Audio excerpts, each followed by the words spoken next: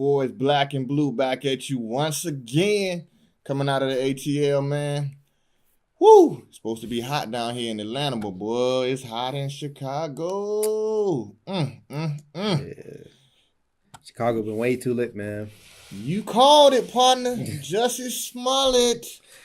You called it from the jump. I agree, ago. And I agree with you. Yeah. We just agreed and add up, and boy, man, I was wrong about.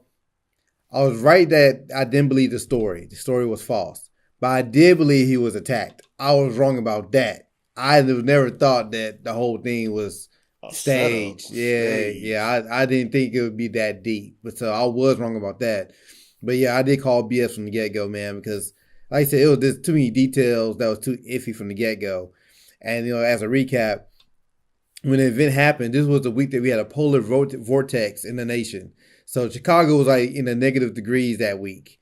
So, and then after the event happened, it happened 2 o'clock in the morning. So that morning, all the blogs and news outlets were giving quotes saying, it was 2 white guys with the Madden hats on. It's like, yo, you that black faggot nigger from Empire.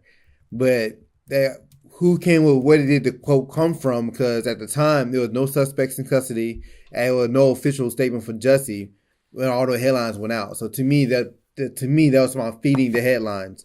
That was a red flag. Who the hell going out the subway 2 o'clock in the morning in negative degree weather?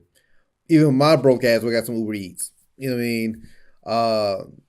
And then who wears a hat on top of a ski mask? Like, it was just too many things, and I also felt like the headlines used every single trigger word that was possible to make you emotional off the story. Mm-hmm. You know what I mean? Like the Madden hat, Trump, faggot, black. Like it was every single, like to me, they were overselling the crime.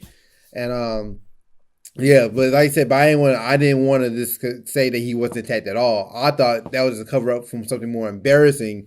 Maybe he was out on a bad grinder date or something. I mean, that was a rumor for a while. And speaking of like being perfect and everything, it's almost like it seemed like they putting out a new narrative now that he didn't pay. He paid the brothers $3,500.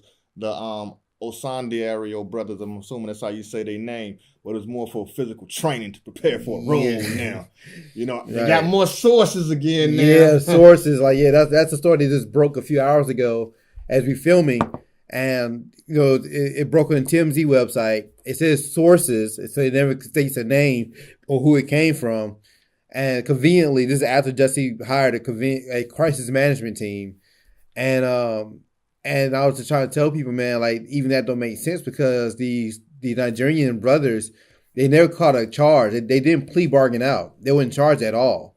They saying when they were held for 48 hours, when they came in from customs from Nigeria, the information they got from the interview gave them enough to get Jussie on a warrant. So it wasn't like they copped a plea to get Jussie. They were never charged at all, which means to me they commit any crime because it's not a crime. To me, them staging a attack is like play fighting in the streets.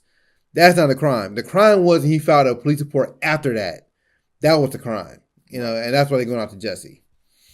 Yeah. So we have all seen the memes. They've been the memes are hilarious, running throughout social media. Now my next question is, if he did do it, it's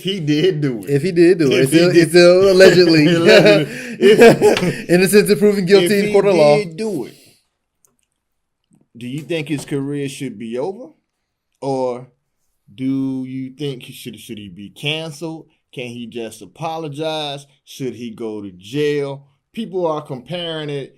I've seen comparison to the white woman that lied on Emmett Till that's still living and no charges have ever been filed against her. And their comparisons to him and Trump and everything. But some things need to be based on their own merit for who they are. And do you think and we ain't talking about do you think he should go to jail for lying or what type of repercussions you think should come from that, my brother?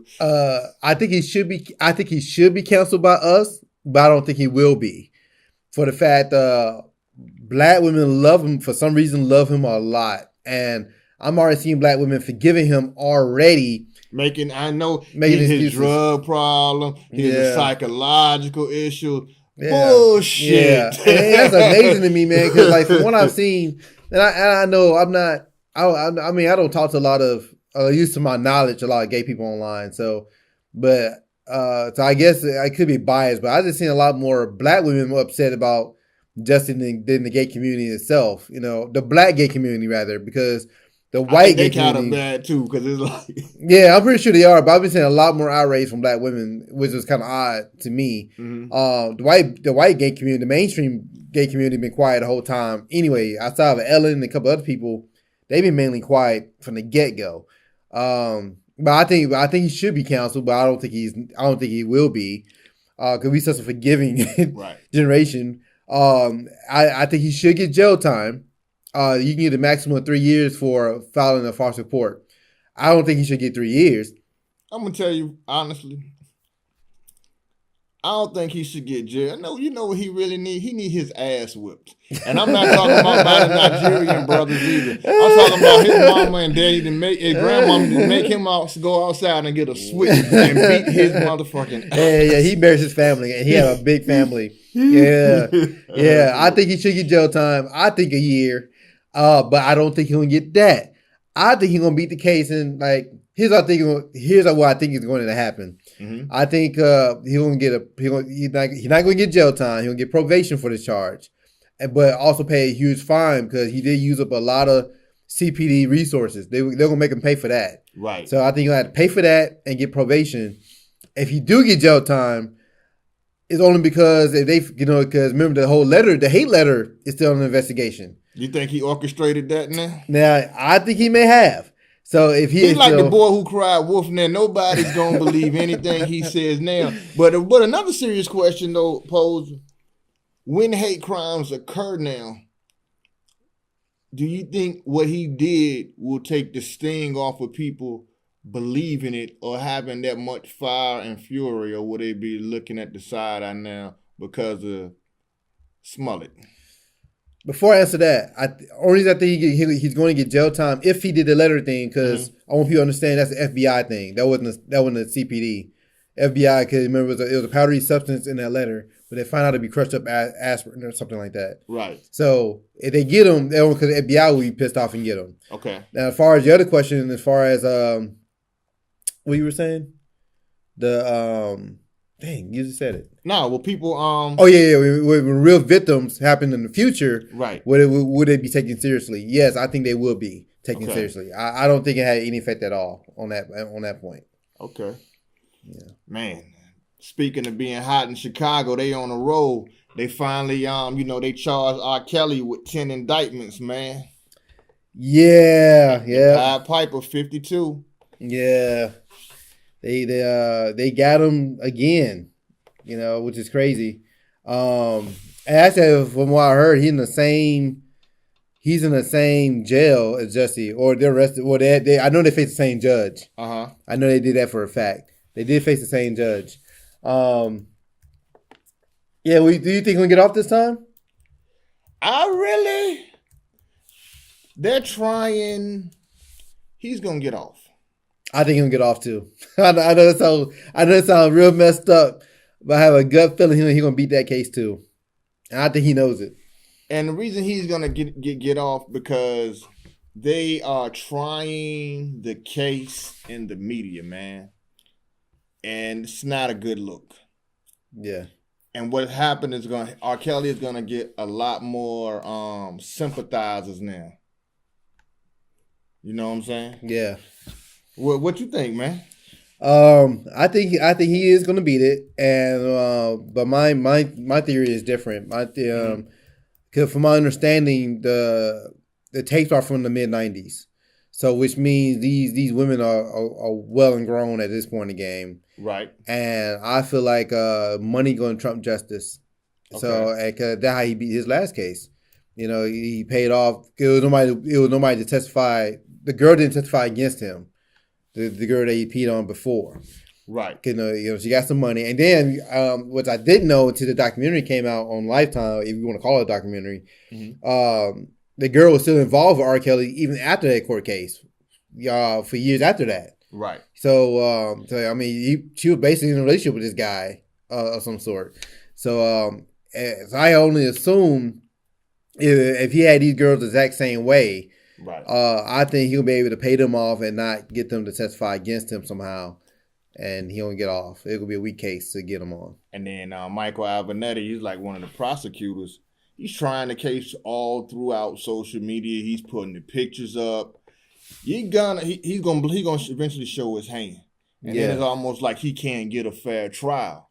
Why? Because who hasn't seen the R. Kelly documentary? Yeah, and you're trying it on social media, right? So then you got these ladies in Baltimore too. They also they coming out. They said that Kelly slept with them, but it's interesting. I need to see that picture because that picture looked more like LL Cool J than R. Kelly. I mean, I don't know what's going on there, but. Yeah, R. Kelly. I think they're gonna make people sympathetic for him, and we've seen that time. I think they're gonna bump heads because these two chicks here, these two women are different outside of the Chicago case, and it seems like as if they're just trying to cash in, but their way in while it's hot. So I don't see them being successful for whatever reason. It seems like it's a weak case from the get go to me. Okay. Because you know how it is. Like even if they are telling the truth, which I'm not denying they're telling the truth or not. We just talking about can you get prosecuted? Can you go to jail for this stuff? So let's say the women are telling the truth about what happened, which I'm not denying that it didn't happen. I don't think the women are lying. But in any court case, what's the first thing a lawyer for R. Kelly going to do? They're going to kill their credibility. So if the lady has a history of being like fast, quote unquote, or being around like you just held up a picture with them with LL Cool J, so you prove that these women has a habit of duping or. Well, hold up now, but when you look at the picture, that's just like you go to a concert, you take a picture with somebody. Yeah, I agree. I'm not implying LL was doing anything. You know what I mean? No, or anybody. I mean, that's just like back in the days with the record store, somebody come through, you take a picture with the artist. I'm saying like you can't even my point is that picture that they holding up doesn't even say anything. Yeah, I agree. That's just like you catch an artist today in the mall or something, and you get a selfie or something. That's the equivalent of that. You can't even go off of that picture. No, I'm not going. No, I'm not talking about pictures. I'm talking about if they prove they had a habit of going to different hip hop concerts at a young age, going to after parties and stuff like that. They have a history of trying to go in like backstage to fool around with hip hop stars. That can kill their case. Right, you're gonna have to prove that though. Yeah, they're saying. Any doubt. I mean, like I said, reasonable doubt, right? You know what I'm saying? Right. And like I said, we're not talking about what's the truth and what's not. And I think like these lawyers, I think they want more shine. They want to be celebrities more than anything. With their pictures all over the place. It's like I think the chase of them trying to be the ones to bring down R. Kelly, that's going to help actually R. Kelly remain free. Yeah. I think like a guy told me, man, it's not about the truth about who controlled the narrative. Right. I'm only talking about what controlled the narrative. Because I don't know if women telling the truth or telling a lie. And I really don't care. It's about, and really the court doesn't care. It's about what can you prove and then what narrative can you sell better. Mm-hmm. And then, like I say, it's going to be real tricky because, like I say, these lawyers want they shine too off this stuff, these high-profile case. So, but all that said, I do believe R. Kelly, he should be in jail anyway, based off the first case that he would pin on the underage girl, because we actually saw a video of that. That's not hearsay. We know there's a video of that. You know what I mean? So I think he should be in jail anyway, just because of that alone. But I think it'd be hard to get him on these new charges because it seems like these cases are so old, these women are grown, and who knows what these women been doing him after the video was shot, and they can prove, it's all about what they can prove, and I think that would be real tricky. It's messy altogether, unfortunately. Speaking, we're going to switch gears for a minute. What's up to kick on the music front, man? Your boy Offset from the Migos finally dropped his solo effort. Yeah, solo album, Father of Four. Shit came. It was originally supposed to come out. In December. It came out this past Friday. You know what? I'm glad. Why? I'm glad it didn't come out in December. Because when Quavo and Octane released theirs, it was almost like a back-to-back. They didn't give each other albums a chance to breathe. So I'm actually glad. You said Octane, you mean Quavo and Takeoff, right? Takeoff. Yeah. Okay. Yeah, I agree. This Seems like back to back. Who the hell is Octane? Oh, you said Octane. You said Octane. That's a dude from okay. Anyway, my bad. Renaming these niggas. Dang. My bad, Migo. Oh man. I did listen to the album, and I heard it. I went to the whole album in its entirety at least twice. Riding around, and this coming from somebody who's not a Migos fan. I thought the album was solid. You know what I'm saying? And this because I'm not a fan of Migos, but I do like some Migos songs. So I don't just seem like I just don't like anything of Migos. Like they have some hits. You know what I'm saying? That hits I can connect to. But I just never was the type of person that, I listen to music all the time. I'm always on Spotify. I'm always on YouTube. But it was never a point I was like, you know what? Let me put on the Migos album. You know what I mean? Because I did try out Culture 2. I didn't care for it. You seen the Walk It Like I Talk It video? That was hilarious. That's what made you get that shirt? I got jokes. I get the jokey jokes. Blue the comedian. Try to stick it in. Hey man, the video was jamming. I don't care, man. They were fresh in that video. I don't like that video. Like I said, and I don't even like Drake. And that was a dope video. You don't like nobody. I don't like none of them niggas, bro. I don't like none of them niggas. But yeah, it was very solid. And hearing my respect, man, because he had Big Rube on the intro, Offset. And to me, that doesn't fit. Because that's if you're familiar with a Southern album, you familiar with Dungeon Family. That's their little thing. They had Big Rube on the intro, so for him to get Big Rube on the intro said a lot to me. Outkast, Good Mob, like yeah, man.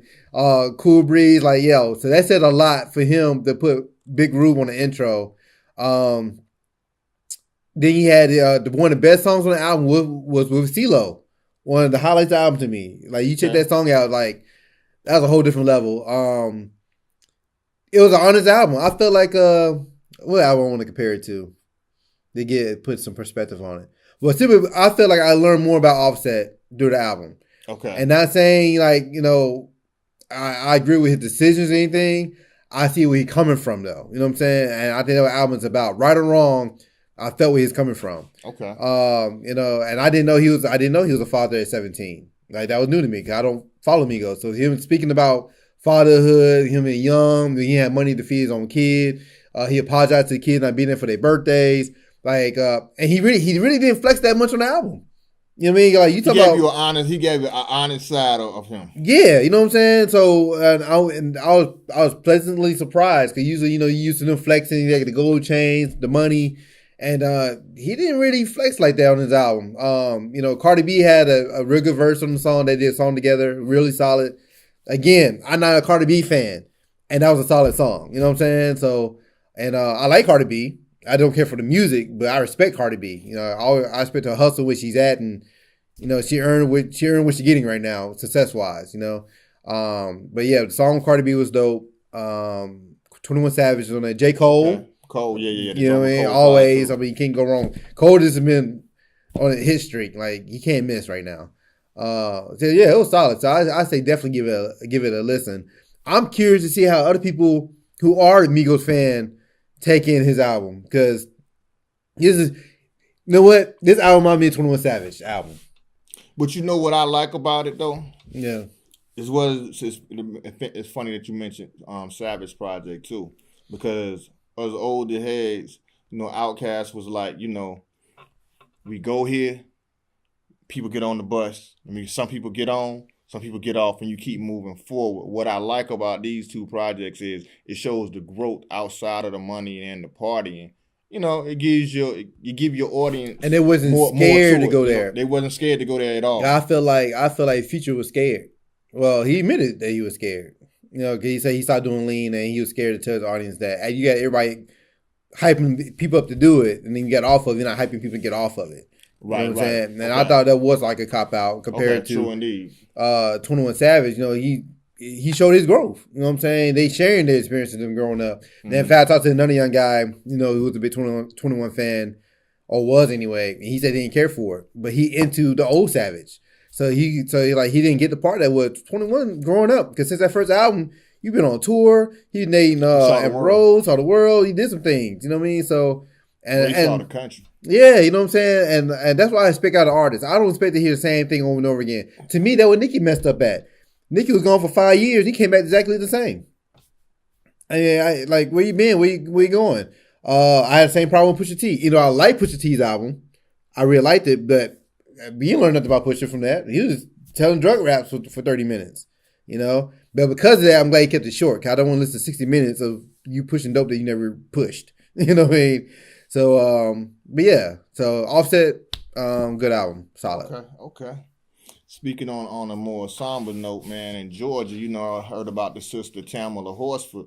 She was at a football sleepover for the parents for a football league out there in Forsyth, Georgia, and she died while at the sleepover. Man, it was seemed like a whole lot of fishy stuff. They ruling it was an accident that she fell over a balcony and it was no one's fault. But it was so many holes in their story, like it took them a long time to call the ambulance.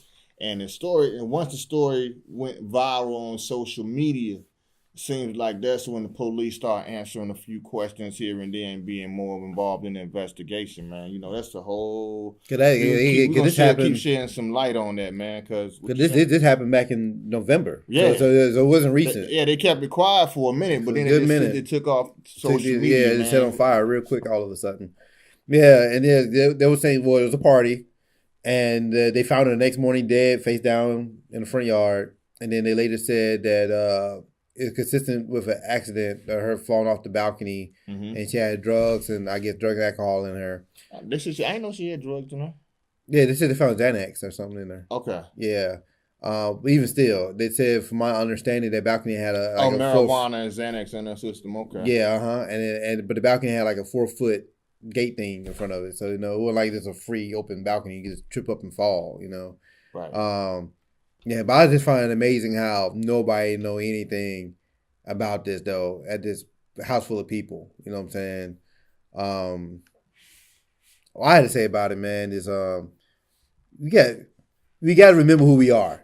You know what I'm saying? Like no matter how nice certain people are, that's not of our complexion, it's still the South. You know what I'm saying? It's still America.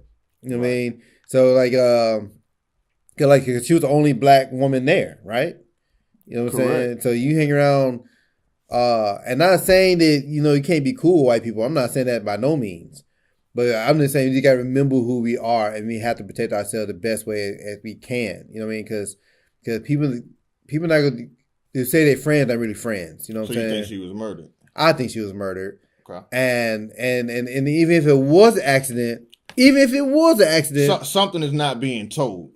They protecting their friends rather than, you know, giving her justice. Right. You know what I mean? Because like I said, it's all white people there. You know what I mean? So, and we have to understand, man, it's race first. You know what I'm saying? For anything, they don't tell us that, but they live by that. You know what I mean? So let's say even if it was an accident, to protect their friend from facing the jail time, they act like they don't know anything. That's true. You know, and to me, that says a lot. You know what I mean? Because they consider her a friend. If they did, they won't want the best for her and her family. Right. But they say you playing dumb with a straight face, you know, through a whole police investigation, lying to this woman's family. That's true. You know what I mean? And that says a lot, man. That's scary. It's cold. That's very cold. And, you know, and who knows, man, this is November, so they've been playing all season together. So don't tell them. They probably went the first gathering. They probably went the first time at each other's houses, hanging out with them, you know, to feel comfortable enough to pop drugs and drink with them. You know what I'm saying? So that you're familiar with them, you know. But, yeah, it's very sad. It was very upsetting to even read about that, man. But the thing is, what my take on it is with the alcohol, the drugs, and the Xanax, I say they was I don't know if, I'm not gonna say that it was like a racially motivated type of murder vibe, but it seemed like somebody was partying in some illegal substance, somebody trying to cover something up. That's what that's my vibe. That's my vibe. We have all the elements in the building. Anything could have happened. Mm-hmm. You know, it could be a situation when like everybody could have been on drugs. Somebody said the wrong thing. A fight could have broke out. Somebody got out of hand. You know what I mean? Like, you know, some people get on drugs, they spaz out. Right. And, you know, a fight went too far. You know what I mean? And then she ended up dying over it. You know what I mean? Like anything could have happened. You know what I mean? And unfortunately, we would never find out what happened because they all played dumb. You know what I mean? Everybody, they all collaborated together because they said it took them like 2 hours after they found the body in the front yard. Honestly, I think it was longer than that. Right. to be honest with you. Don't tell how long she was out there face down. Cause when Mike Brown died, yeah, he bite on the street for hours. You know what I mean? So yeah. So it don't tell how long she could have been out there, and they knew about it. For all we know, she could have died. When they found out she was dead, they probably spent 3-4 hours trying to make sure they all had the same story or trying to figure out what the game plan was.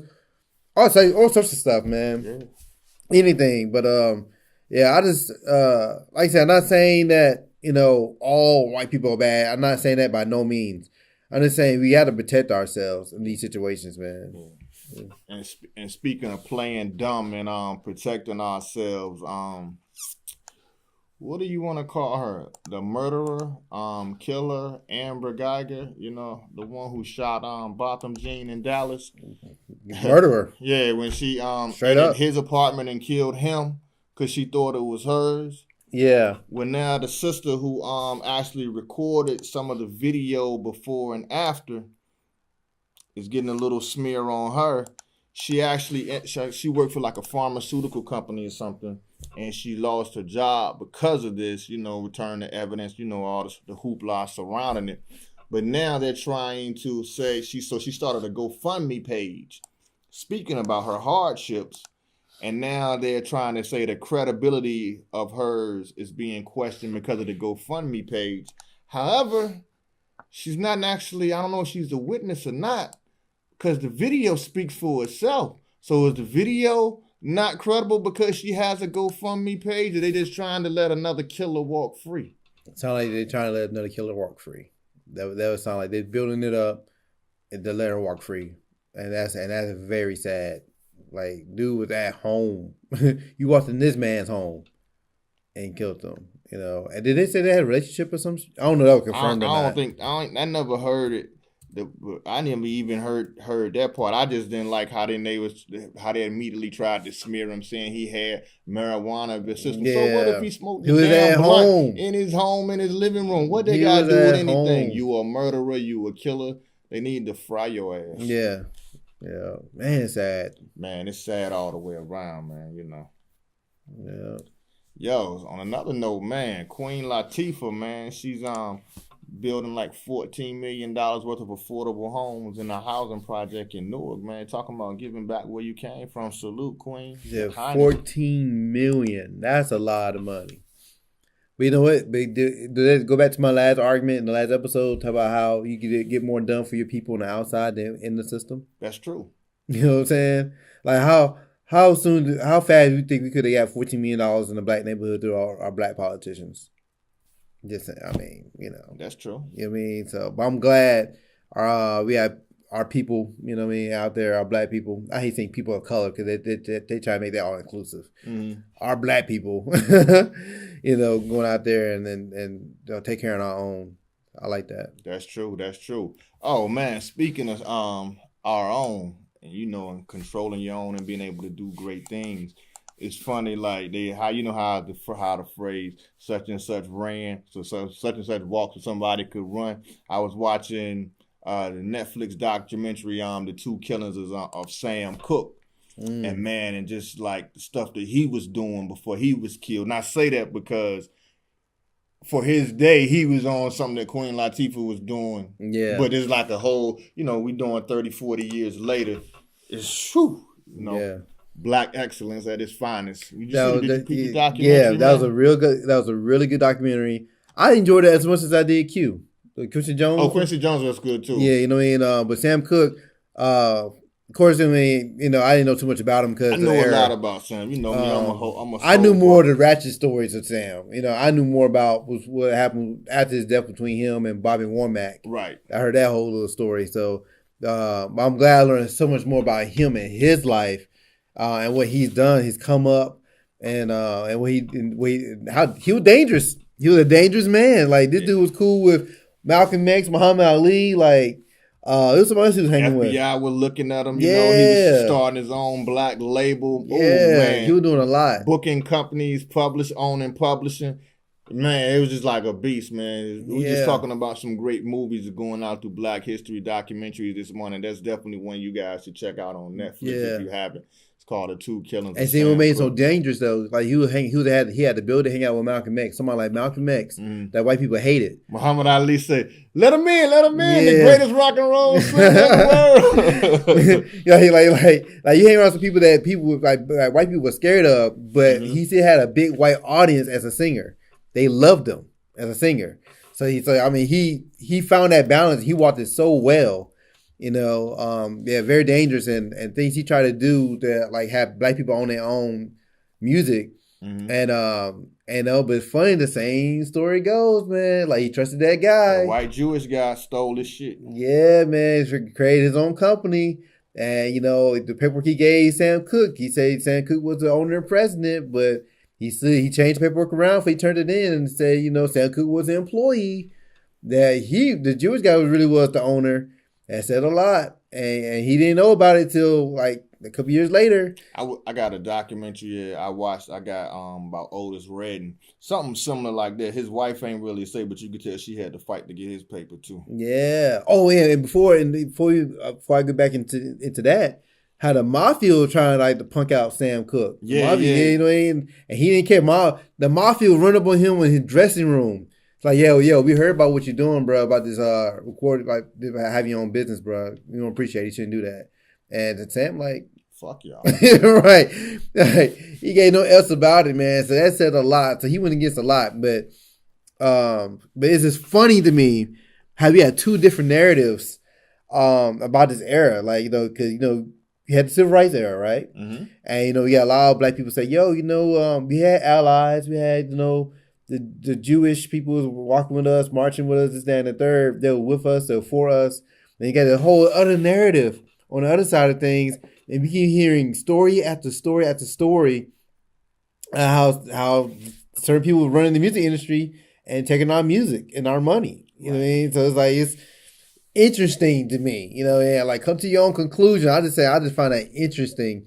And funny, when I saw that in the documentary, you know what the first thing I thought about? Straight Outta Compton. With that similar story, Eazy-E came and met this certain guy, put him on, and the same guy took their money. Right.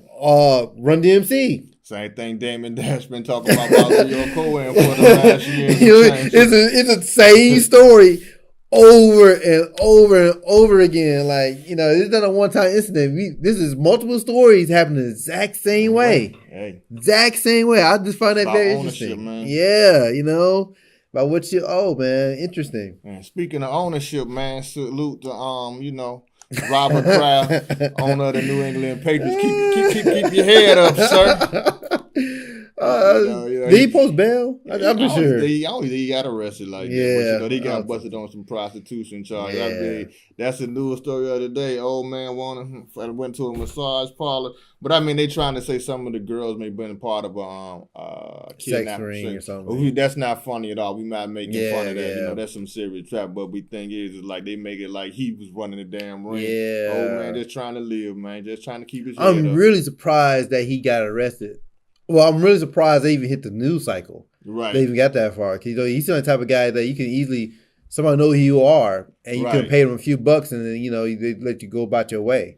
Yeah. So almost like, now this is the conspiracy theory part. I can't prove any of this. This is the Trump part. Yeah. Yeah, you know what I mean? Because I'm just like, man, like, who do you pissed off that they had you dragged in the media like this? Right. I thought that was interesting. And it happened, but it was a quick one cycle headline.